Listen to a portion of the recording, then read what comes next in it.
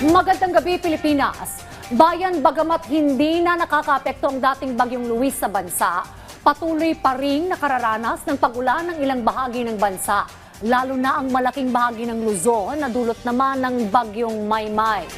Dahil dito, ipinatutupad na ng iba't ibang lokal na pamahalaan ng mga hakbang bilang paghahanda sa epekto ng bagyo. Yan ang ulat ni Gab Villegas.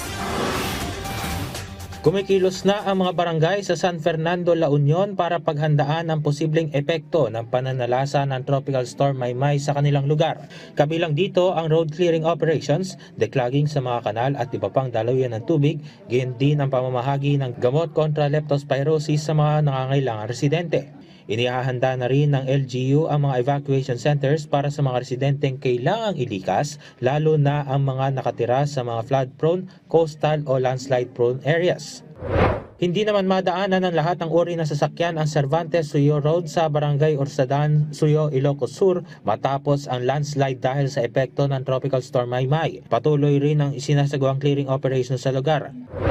Sa kuha ni Primo Ordonio ay makikita ang abot-tuhod na tubig baha sa Likab, Nueva Ecija dahil sa pag-apaw ng Labong River.